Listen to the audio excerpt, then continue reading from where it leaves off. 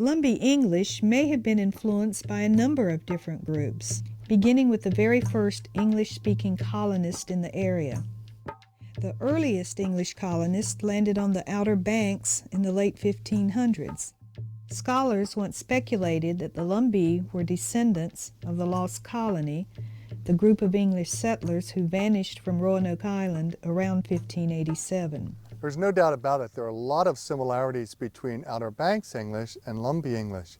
For example, the pronunciation of words like tide as toid, you can hear among older people in Prospect, and you can also hear on the Outer Banks. Also, words like mamek and toten are found in both places. And then you hear grammatical constructions such as I weren't there in the Outer Banks and also in Lumbee English.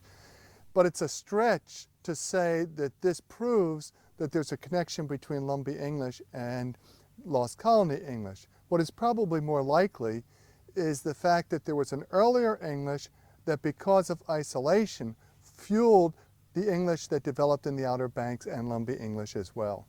While the English colonies gradually migrated inland, the movement of Scottish settlers up the Cape Fear River and into the Robeson County area was another likely influence on the development of Lumbee English.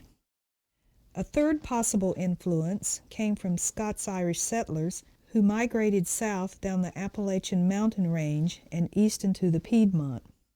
From these diverse sources of English, the Lumbee carved out the unique dialect that today is strongly associated with Lumbee culture. And a farming, big farms, 15 acres of tobacco. Well, I got where I couldn't get no help much from the tobacco I quit it. And I got mad to sold my little allotment off of my little farm, and I went down the street. Language is very important. As I talked to the reporter the other day, she said, well, why is language so important? Why does this need to be protected? I said, well, that's how we recognize who we are. You know, not only by looking at someone, we notice who we are by our language. You recognize someone is from Spain because they speak Spanish, or from France because they speak French. I said, and that's how we recognize Lumbees. If we're anywhere in the country and hear ourselves speak, we know exactly who we are. It's like an immediate identification mechanism. Can I talk to this person? Can I trust this person? Do we share common experiences? Do we have a common bond?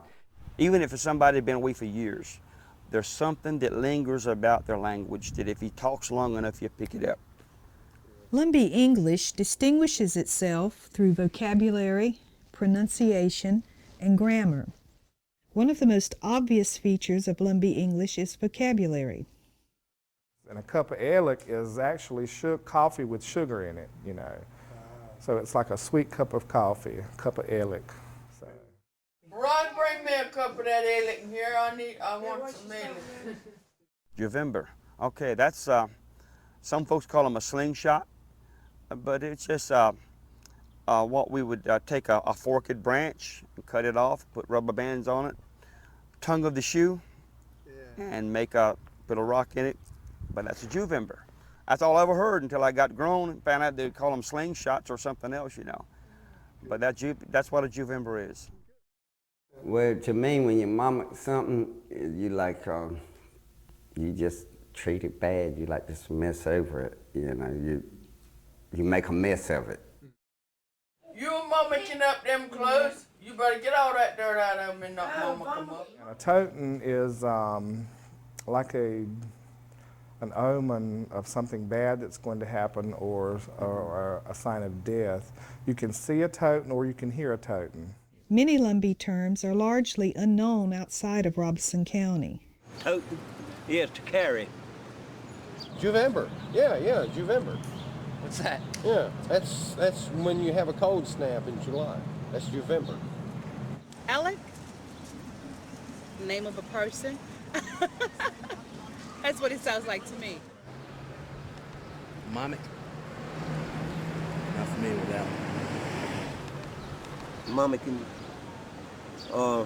trying to act like their mama. Now, people around here, you know, non-Indians around here, you know, they're used to it. Their ancestors are part of the reason our ancestors thought the way we did. But you get anywhere away from this immediate area, People, they know it's different. They know it's something they've never heard before, and a lot of times they're fascinated by it because it's, you know, it's something different.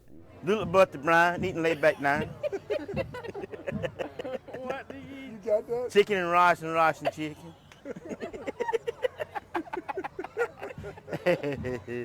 Set you downside of your good wife, him. I want to trying to look after fixing him a meal and adorning for him. In high school, we took grammar. You know, of course, everybody takes grammar in English.